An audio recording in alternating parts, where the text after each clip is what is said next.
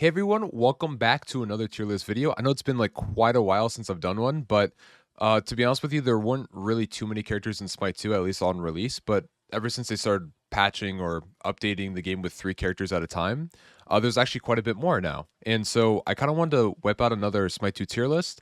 This will be my second one since the alpha's initial release. So just like with all the other formats of the tier list, we're going to go over picks and bans, or rather, what characters you should see banned in this one.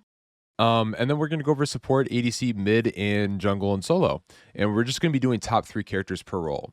After we do all that and kind of break down each character and why I put them there, we'll go ahead and throw up a traditional tier list and just kind of look at that one as well, very briefly.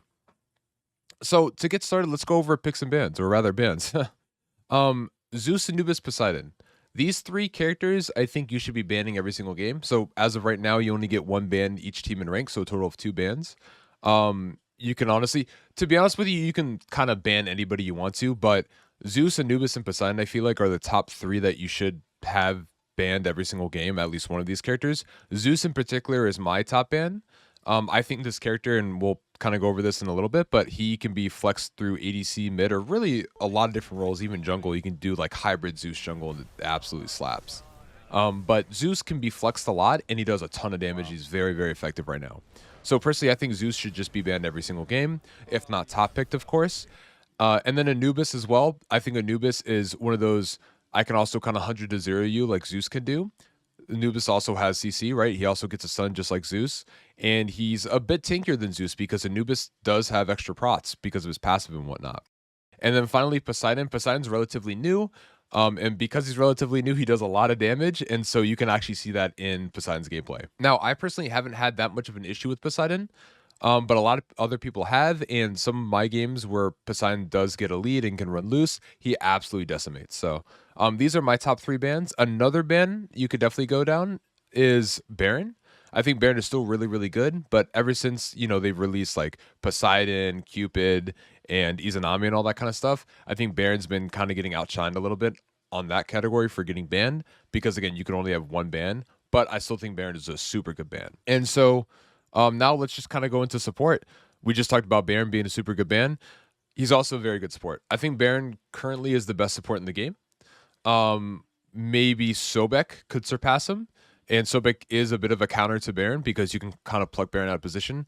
The thing about Baron is that even though he did get nerfed, some of his numbers got nerfed, he does just do everything.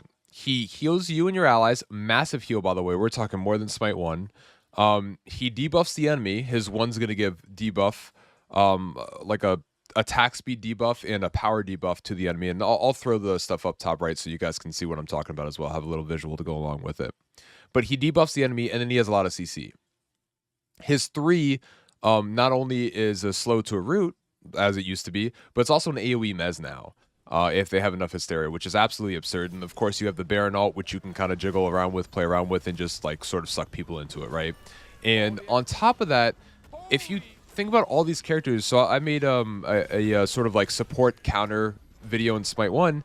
And one of the things that Baron counters is characters that don't have escapes, right? Because if you just AoE, or not AoE, but if you just range root them, they can't get out of that, right? They're rooted, but like they don't have an escape, so they're just sitting there. And on top of that, too, is his ult, his coffin, which sucks you into a stun. They can't get out of that either, no matter how hard they try. If you look at a lot of the characters in this game right now, a lot of them don't have escapes. Look at these top 3 bans. Zeus, Anubis, Poseidon. None of them can get out of Baron CC. Yamoja can't get out of Baron CC. There's so many characters currently in Smite 1 that can't get out of Baron CC, and so you're almost guaranteed every game to have like a handful of these characters that are picked, because a lot of them are really good, right?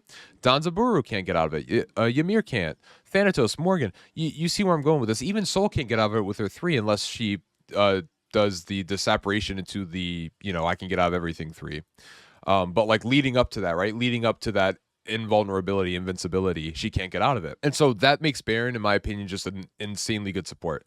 On top of that, too, they changed his passive a little bit from Smite 1. So now Baron takes 20% reduced damage from people that are hitting him that have max hysteria. So he literally gets 20% damage reduction from people that are hitting him. And then, of course, his ult's going to have percent damage mitigations as well. This, in my opinion, makes him the tankiest character in the game. And you need that late game as well. And let me I'll go over this with going over Sobek. So the next best character I think is Sobek, and that's because of course Sobek is his pluck. He can execute now while he's ulting people, which is great. He's got a heal. He's got extra prots. It still feels like late game. If you run into a 6-7 item ADC late game, it feels like you really get melted in Smite 2. I don't know if you guys have been feeling that, but for me, I've been feeling it. I've felt it for comp when I was playing the matches for the Vegas LAN or the Vegas tourney, and I feel it in ranked all the time. A high level rank, right? Like Master Plus rank. And it just feels like you're really tanky, and then you kind of get to that point where it's the enemy ADC says, oh, I have Kins, I have like all my other pen items, maybe Braggy's Harp, whatever it's called. I can now just kill you, right? Because not only am I doing auto attack damage, but now I have all these yellow numbers I can do to you too. So you hit 6-7 items and you just kind of die. Baron doesn't really feel as much like that because Baron has a lot of percent mits still built into his kit, and he has a lot of sustain with his 2, and of course again power reduction with his 1 as well. So that's why Baron, again, I still feel like it is the best, is the strongest. Sobek still runs into the issue of sort of dying late game. He kind of ran into the issue in Smite 1. There were metas towards the end of the Smite 1 train where Sobek was like regarded as one of the best, if not the best guardian in the game, because he could actually pluck in and he was super tanky. He doesn't really feel like that as much in Smite 2 right now, only in the late game, right? Like in the early game, he still feels like that. But in the late game, it just kind of feels like he can get melted. So that's why I don't think he's as good as Baron, but he's still really good. Still like top of the crop. And then finally, we have Yemoja. Yemoja is, without a doubt, still going to be one of the best characters. She has everything she had from Smite 1, but better now. So her ult now instantly restores half her Omi, which is amazing. And that means that if you go into a fight, you use all your Omi, you ult, not only are you trapping them in with your ult, but now you have a bunch of more abilities that are up, right, that you can continuously spam. Her 3 is still really good. Her 2 doesn't really seem as effective as it used to be, but regardless, I think it's still a really good ability for sustain, especially because there's no anti-shield items in the game right now, which is something I'm like really hoping for and lobbying for. I really want some anti-shield and anti-invis items in the game. I mean, we have Loki, we have Morgan, and we even have a stealth item, and we don't have any stealth items in the game yet. In any case, though, no anti-shield items, so Yemoja is her shield's gonna pretty much get max value in every single fight. So she's still going to be really good. And it kind of forces the enemy's support to go Phantom Shell. If they don't and get a little bit greedy, you could trap in a lot of these, again, characters that don't have escapes, right? Zeus, Anubis, Poseidon, all this kind of stuff, and really win your team-to-team fight. So that's why I like Yemoja. Also, too, her 1 is really good for lane. You can also go the Glad Shield build, which is you go Glad Shield first, and you could just spam your 1 and just do a ton of damage with it. And then if you won your ADC for lane, you just win your ADC, they get increased attack speed, increased auto attack damage. I mean, it's insane. So she's still going to be really good. She's going to be in my top 3 supports. Going to ADC. I only have 2 ADCs here, and I'll explain this in a second. First off, we have Cern, and then we have Jingwei. Cern, without a doubt, best ADC in the game, hands down. This character is absurd. If you're playing ADC and you're trying to climb the rank leaderboards, play Cern. Every single game. His damage is unreal right now. His prot shred that he gets in his 1 actually shreds towers too in Smite 2. It never did this in Smite 1, at least not that I can remember. But you can actually hit a tower now in Smite 2, and it'll actually shred the prots of the tower from his 1 and allow you to do even more damage. So he's getting a lot of damage off with his 2 and everything like that as well, right? Like his kit's mostly the same, but he's getting a ton of damage off, and he abuses all the current ADC items really well, in my opinion. His early game's insane. His late game is even better, which is nuts. Yeah, I mean, Cern, best fighting ADC. I don't think he has a weak point in the game at all. And he just does too much damage. Way too much damage for an ADC right now. I just think that's pretty much it. Like, there's nothing too crazy about it. He just does too much damage. So, to me, he's the best ADC in the game. S tier, pick him every game if you're playing ADC and you just, want to climb the leaderboards. And you don't care about picking one character every game. Next up, we have Jingwei. Jingwei is still really good. She used to be, in my opinion, the best ADC before like Cern and all these other ones got buffed / came out. But Jingwei can be your late game hyperscaler. I think her early game is better than it used to be in Smite 1. She's still actually a pretty good fighter, especially with her 1. And yeah, overall, like if you want to, hyperscale, hyper carry game, Jingwei is going to be your go-to pick. If Cern's banned or picked, Jingwei I think would be another really good one. The last ADC I'm going to put down here is Zeus. As I said before, as I mentioned before during ban, Zeus is a really good flex pick. And this is one of his flexes. He can flex the ADC, and I think he's insane. You can go what is it? It's the old oboe. I forgot what it's called, but you guys know what I'm talking about. I'll have it, top right. You can go that item, pretty much turn Zeus into an ADC. He does an absurd amount of damage. He has more pressure, or as much pressure as CERN would have, I think. And I do think he's actually probably better than Jingwei, at least in the early game. Late game, I think Jingwei probably will still outshine him. But overall, Zeus is an insanely good ADC. And I know it's kind of weird like saying that, but if you look at his kit, look at his charges, look how much damage increase he gets with his auto attacks because of the charges that don't go away now, by the way, when he stuns people and all that kind of stuff. And when he detonates, he's a really, really good ADC. So these are going to be my top 3 ADCs. Now for mid, again, we're going to flex Zeus, right? We have Zeus, we have Anubis, and we have Poseidon. I just kind of went over these characters a little bit. So Zeus overall just has a ton of damage, right? Nothing too crazy about that. I mean, he just does a ton of damage like CERN. Nothing else special about him. Anubis is the same way. Both these characters have stuns as well, so they can help peel themselves, peel your allies, and also engage and open up a fight. Anubis is interesting because he does a lot of damage, but he's also very tanky while doing that damage. I believe it's because of his passive, because he still steals protections or something like that. In any case, though, he gets some extra prots, and he just honestly feels really tanky without having any extra prots that he builds. So Anubis, hands down, gonna be one of the best mid laners right now. Very scary. And then of course we have Poseidon. It's funny, these are like the 3 bands I have up here, right? Mid lane OP. But yeah, Poseidon, just because he's new, does a lot of damage. As long as you're not whiffing Kraken, like I've seen a few people do, you should be being able to get kills and secure kills pretty easily on that character. So these 3 I think do some of the most damage. And then you still have other characters that are really good, like Akate is still very good and all that kind of jazz. Nua, don't play Nua, bro. She's so boring. I don't know how you find Nua fun. I'm gonna be completely honest, but yeah, these 3 I think are probably gonna be the best, hands down. Next up, we have Jungle. Jungle is pretty interesting. So we have Loki. I think Loki's been really, really good for a while. I think he's probably the best jungler. His solo kill potential is I don't think any other jungler can really 1v1 a Loki late game. He just does way too much damage. And his early game is pretty menacing as well. So overall, his decoy also body blocks insanely well somehow. I guess they buffed, or not buffed it, but they increased the size and the hitbox of the decoy. I don't know. I get body blocked by that thing all the time now. Never happened in Smite 1, but Smite 2, I always get body blocked by it. Freaking thing's like a wall now. In any case, though, Loki, similar to Zeus and CERN, I think he just kind of does the most damage for his role, right? In his field. And then we have Susanoo. Susanoo is also really, of course, really good at doing damage, and he can also escape, right? He has really good ways to escape and get out and stuff like that. So Susanoo's also been just really good. I've not really much to say about these 2 characters besides damage. Can't really break them down more than that. I just think it's the amount of damage that they can do is just better than other junglers in my opinion. Of course, you still have Thanatos who can execute people and stuff like that, but these characters just seem to outshine a little bit more, and I think they can kill more. They can kill these other junglers more than they can kill them, if that makes sense. Finally, we have Fenrir. Now, this is an interesting one because maybe you would be thinking somebody like Nemesis or Thor, right? These new releases.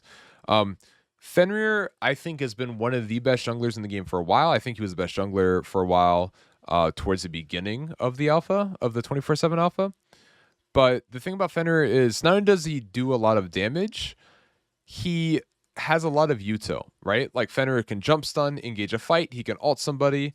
I know that there's AoE beats in the game now, which might seem like his ult's less effective, but there's just something about that character being able to stick onto targets, and of course not everybody can go beads, or rather, not everybody chooses to want to go beads, right? Some carries getting blink for some reason, that kind of stuff.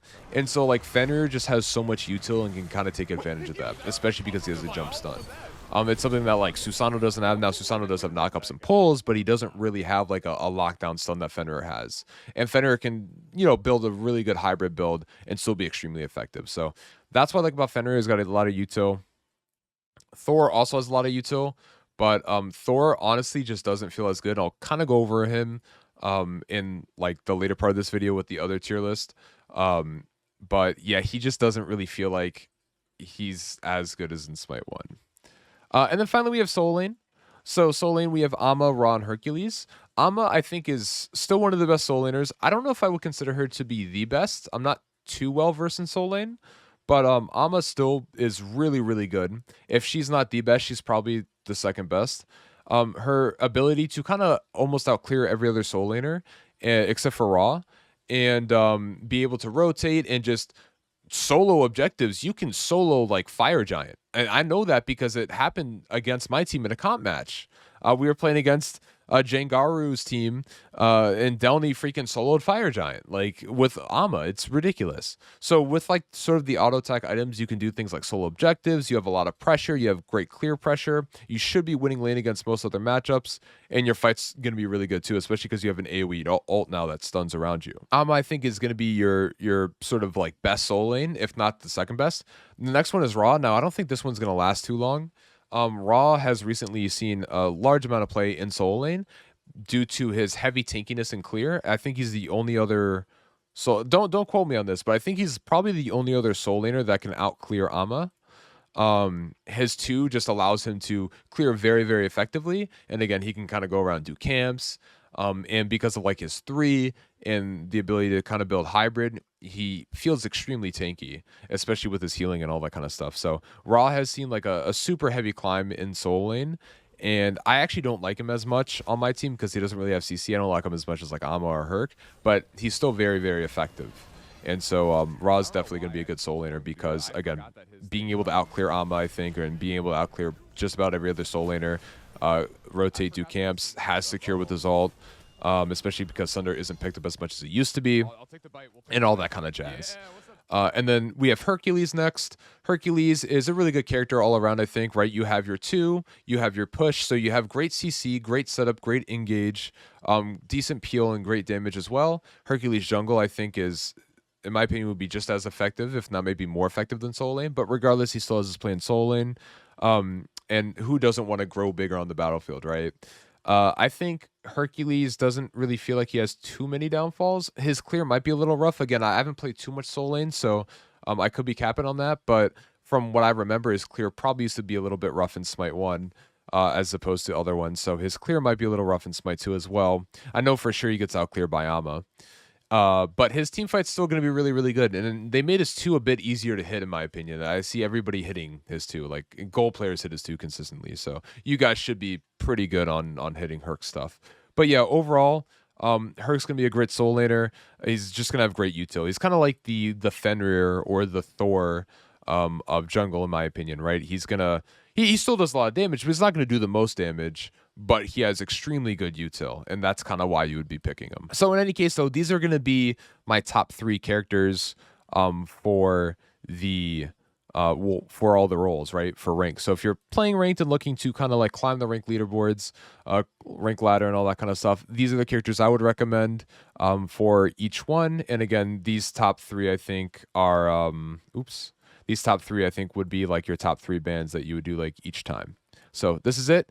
Now let's go ahead and head on over to the S through D or F tier portion of the tier list, and we'll just kind of briefly go over that. All right, guys, welcome to the double S through D tier. Yeah, double S through D tier is the one I decided to do. So I'm going to go from the absolute best and excellent, very good, good, average, and then bad. Stop grieving us. Come on, stop picking these characters. So I'm not going to go over every single character. I'm just going to give sort of like a brief rundown. And of course, you know, I already went over a lot of these characters in the previous part of this video. So Zeus, Baron, and Cern, absolute best in my opinion. Zeus, again, you can flex pick him to multiple slots. Not much more needs to be said. He's just insane. Baron because he, like I said before, just counters most characters, or he locks down most characters very, very well. His kit is way too good. He buffs your allies, debuffs the enemies, CCs the enemies, heals your allies, and is probably the tankiest character in the game once you stack up like his passive combined with his ult and all things considered. So Baron, absolute best in my opinion.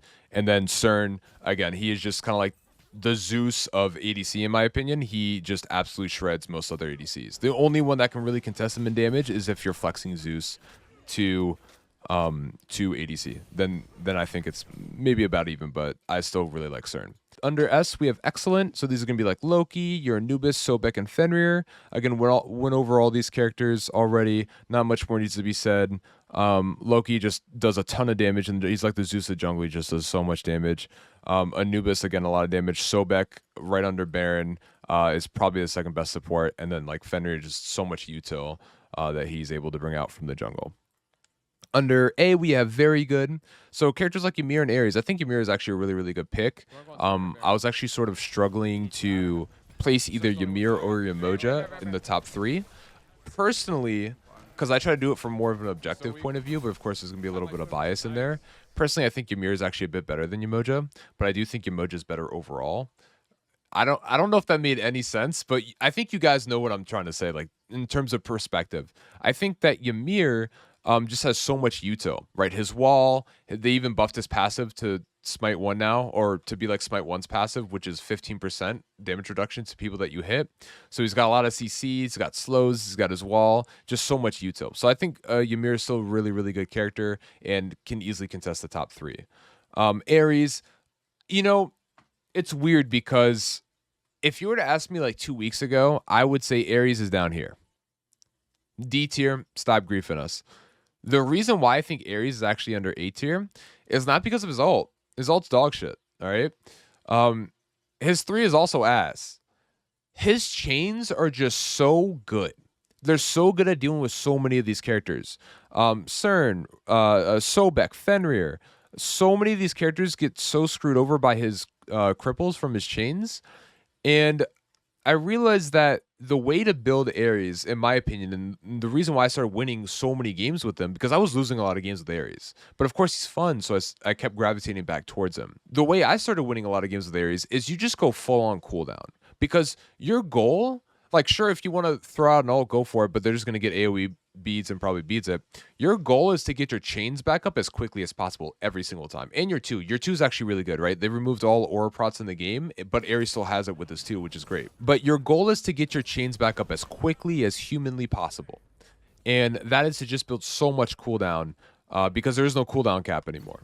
So that's my suggestion on how you build Ares and how you really start winning games with them. Now, he's not really going to be as good into characters like Baron, but because of the Smite 2 items, like if this was Smite 1, Baron would absolutely annihilate Ares when it comes to this matchup. Ares wouldn't be able to do anything. But because Smite 2 actually has some really cool actives, one of them being Cersei's Hexstone, which allows you to get a CC immune dash and dash away, you can actually pick up that stone on Ares, and if you're into a Baron and he tries to ult you, you can just dash away with it.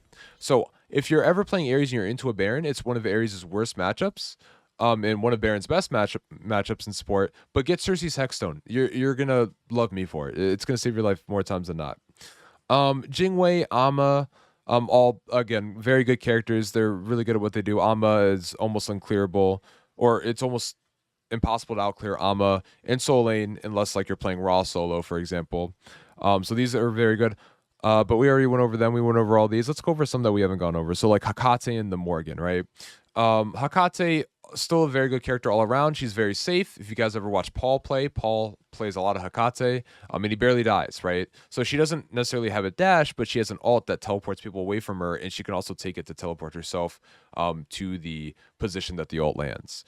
So she does have like a dash with some respects when it comes to that.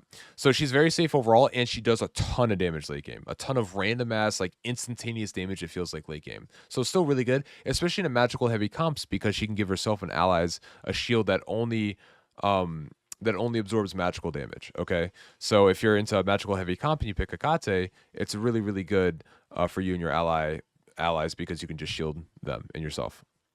We have Yamuch Poseidon. Okay, yeah, the Morgan. Morgan, honestly, one of the most annoying characters. I would also put her on the bans list. If you're playing against the Morgan, there's a lot of Morgan one tricks out there. Yeah, I'm talking about you, Matharia, if you're watching this, all right?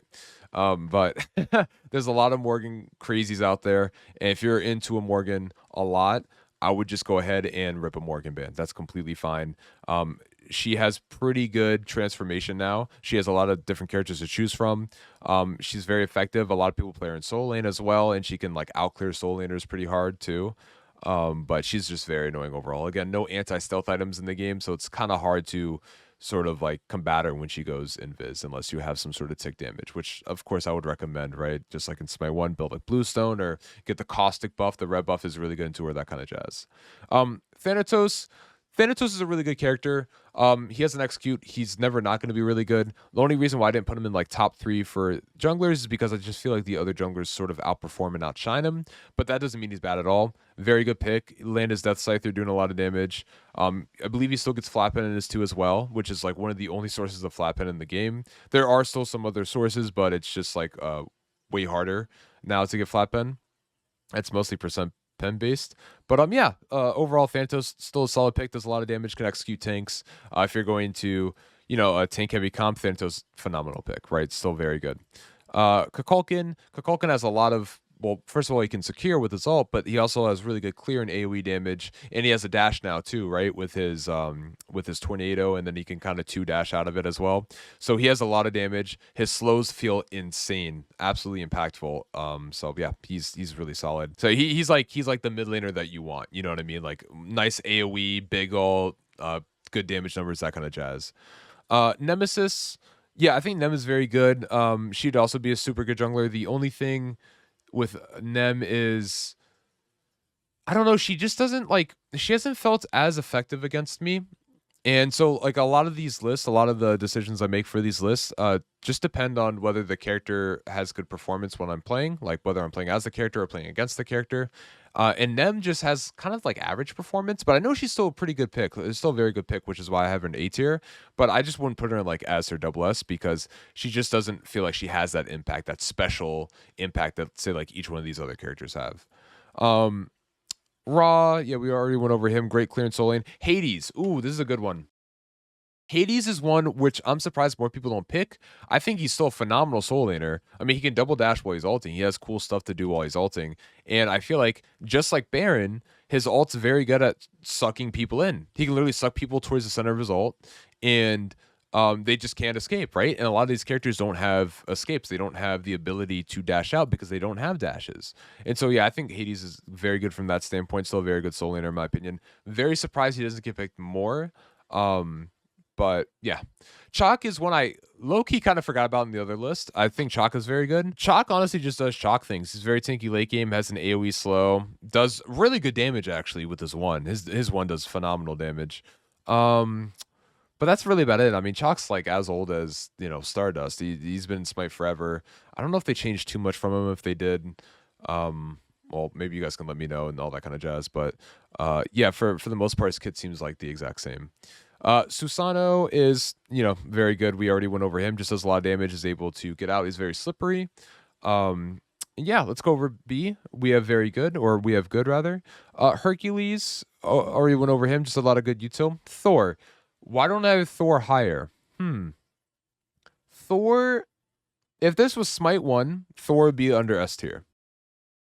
Thor in Smite 2 feels really good because his wall stun is about the same duration as Smite 1's, and if you guys like pay attention to the CC duration of Smite 1 as opposed to Smite 2, they've kind of like lowered all the CC, or just about all the CC in Smite 2. So for example, Ymir Freeze, right? Ymir Freeze used to go up to about 2.25 seconds in Smite 1. Smite 2 goes up to 1.6 seconds. You know what else goes up to 1.6 seconds? Thor Wall. That's right. Thor Wall is the same exact amount of time that you can stun somebody as Ymir Freeze, which is kind of crazy now. So it's like a range stun, and it's a wall that you can cancel now. So he should feel very, very good, right? Like his CC is crazy. His stun's crazy. The one thing I hate about Thor is, and if you watch my stream, you'll know what I'm about to say because I complain about this a lot. His ult feels bad. I don't know what it is. I don't know if it's because we're on the UE5 engine. His ult just feels like dog shit. It doesn't feel like it's like hitting within the lines, or like the lines feel weird. It feels like when I'm about to land on somebody, it feels like I should hit them, and all of a sudden, like, they just don't get hit. Something strange happens when you Thor out. I don't know what it is. I'm not a game developer, but it definitely doesn't feel like Smite 1. Let me know what you guys think about that. Let me know if you guys feel the same way, don't feel the same way. I'm super curious. I've heard other people feel the same way I do, so maybe that means I'm not going crazy. But yeah, ult feels bad, and it feels a little inconsistent, just a little weird. Mordred, I think, is a good character, mostly a jungler. I don't think Mordred's a good soul laner. You put him in jungler, he does quite a bit of damage, can engage pretty well with his ult. But yeah, overall, good jungler. has some util, has some damage. Not really too much beyond that. Neith, some AoE stuff, nothing too crazy going on. She used to be really, really good. I think she's actually probably a better mid laner than she is an ADC. But ever since they started like releasing more of these characters and kind of updating the game, I think Neith has sort of just gone down on the tier list a little bit, just because other characters are more so outshining her when it comes to damage and util and all that kind of jazz. Izanami is also a really good character when it comes to pressure, right? So we talked about pressure picks earlier. We talked about how like Zeus and CERN are very good pressure ADC picks. Izanami is also one of those. I just don't think her late game scaling's like nearly as good as say like CERN, for example, which is kind of why she's like not up here, instead just down here in B tier. Nua, just your average Nua, character. I think she's actually pretty good.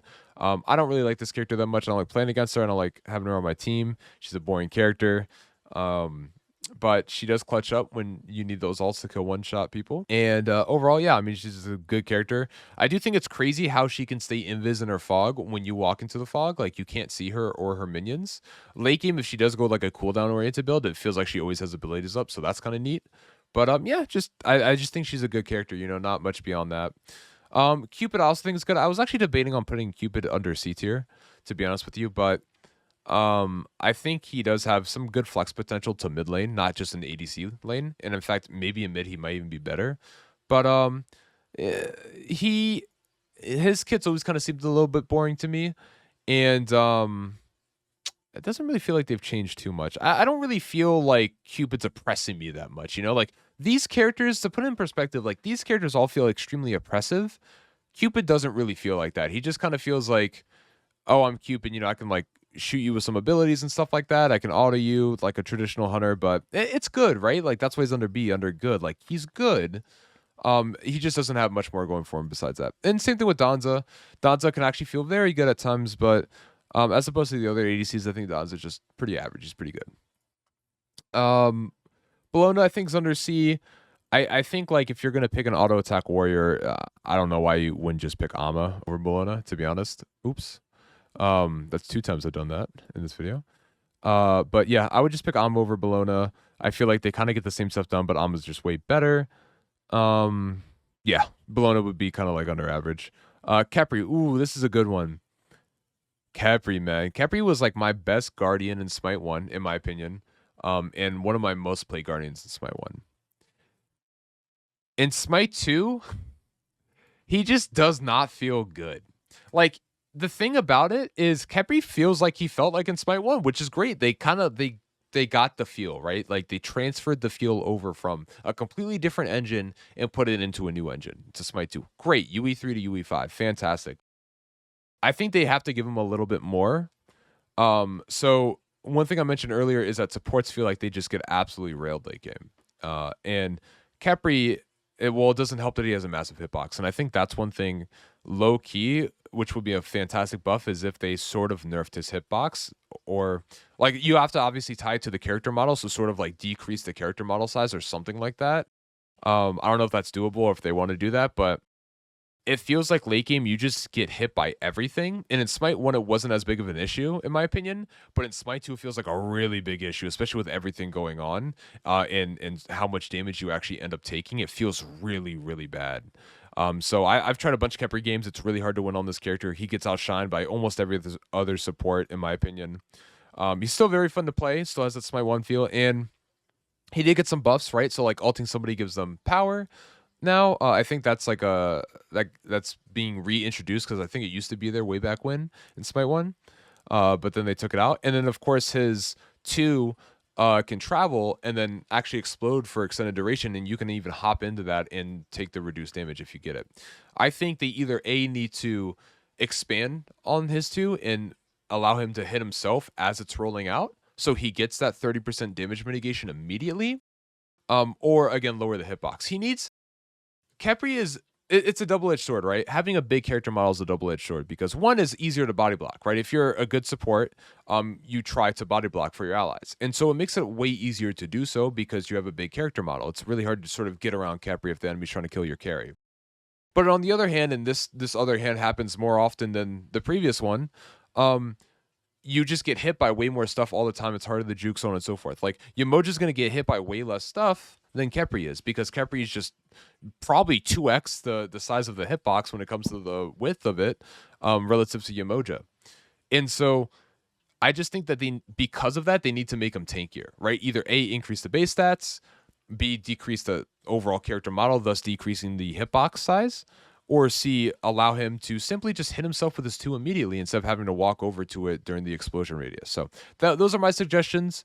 But again, he does feel like he did feel in Smite 1, so you're going to be able to save people. Your CC is actually still the same duration, which is awesome, but it just feels like all these other characters are getting more stuff, like have gotten more stuff, all these other supports, and they just do more than he does. And so that's really where my big issue comes from. Up next, we have Odin, and so that's why he's under average. Up next, we have Odin. Odin is going to be good. I think he's just an average pick, in the sense that you pick him if all these other characters are like picked or banned, or they just have all these characters that don't get out of Odin Cage, right? I think that's when you pick Odin. So that's why he's under average. Because I think he gets outshined by these characters. And when I put characters this low in the tier list, besides D tier, but when I put them this low in the tier list, this doesn't mean they're bad. You can pick these characters whenever you want and still perform. This just means that they get outshined by their counterparts in the role. That's kind of like what I mean by this for this, for this update, for this patch. Next up, we have Bacchus. Again, Bacchus used to be like triple S tier, right? He used to be amazing, and then they like hard nerfed his numbers. And he's just now, I think, an average character. I would not pick Bacchus over any of these other characters. I think Ares will also kind of poop on him. And then last under average, we have Anhur. I think Anhur is a decent character. I just don't think he's as good as the other ADCs, so he's under average. I don't think he's like horrible. I think he's okay. I just don't think he's as good as like the other ADCs. Maybe you could like make a statement he's better than Danza, but I personally think Danza, I've had a little bit more success playing Danza and seen more success with Danza than Anhur. But I still think Anhur's like, he's still decent. Like he's an average pick. He's pretty good. And then finally we have D, Sol and Athena. Now, let me get one thing straight. Sol, I don't think is horrible. My issue with Sol is that her early game, she still does a ton of damage. Like she can actually compete with these guys when it comes to high DPS in the early game for EDC. My problem is Sol's scaling feels like it's the absolute worst out of all the hunters. Like, yes, you can do a lot of damage in the early game, but then like as the game grows, you just kind of feel like your damage is just so severely reduced relative to other ADCs, where other ADCs are getting this massive spike. And that's my issue with Sol. So yes, you're getting that early game like damage, but even if you have a lead, like for example, a really good example is the other day we were playing a ranked game. I was going up against B and Bobby was playing Sol. And Bobby absolutely farmed my ADC. Like 5-0, he's like 4 levels up on my ADC, like 3 levels up on our next closest highest level. And everything's going great for them, but they end up losing. Bobby couldn't carry the game, and it really felt like he couldn't really do anything into us because he's just Sol. Like it almost seemed like he was like barely hitting, despite being 2 or 3 levels above everybody else. Now, if he was CERN, he would have absolutely obliterated us, in my opinion, right? So like that's why Sol's under D tier. She's not like, well, honestly, yeah, I think she is just pretty bad because of that. Great early game. Really bad scaling, in my opinion. That's why she's just going to stay under there. And then finally, we have Athena. I know I said I wasn't going to go over every character, but here we are going over every character. I think Athena overall is just bad. I think her biggest... Here, what if I just ended the video right there? No. But I think her biggest flaw is that her taunt just feels really, really bad early game. And like it has to scale to late game. And it's like, why would I ever do that when I could just pick any one of these other supports that have fantastic CC, are very good in the early game and still scale super well late game. That's my issue with Athena. Her taunt just feels terrible in the early game. It feels like it's not even an ability, and that's that's supposed to be her best ability, right? So I think they have to work on something like that. Now, that's for her in support. I think her in jungle, she's okay. Still not the best. I wouldn't pick over any of the other junglers that I looked at over any of the other assassins or even Mordred. But you can make some fun builds with Athena. You can like low-key one-shot people at like 6-7 items, like squishies late game, that kind of jazz. So if you don't care about, the early game as much, but Smite 2 I feel like is pretty snowbally. You should care about the early game if you want to win. But if you're just playing to have some fun, like you can definitely pick some Athena, have a good time with her. But like, yeah, she's just not gonna do nearly as much as like any of the other picks. So but that's my like tier list. I hope you guys enjoyed this and the breakdown of each character. And yeah, let me know if you guys want some more of this. I'll be happy to do more tier lists in the future. Maybe after a few more characters come out as well, so it kind of keeps things fresh and interesting rather than like the same characters in the same spots. But yeah, hope you guys enjoyed, and until the next video, see ya.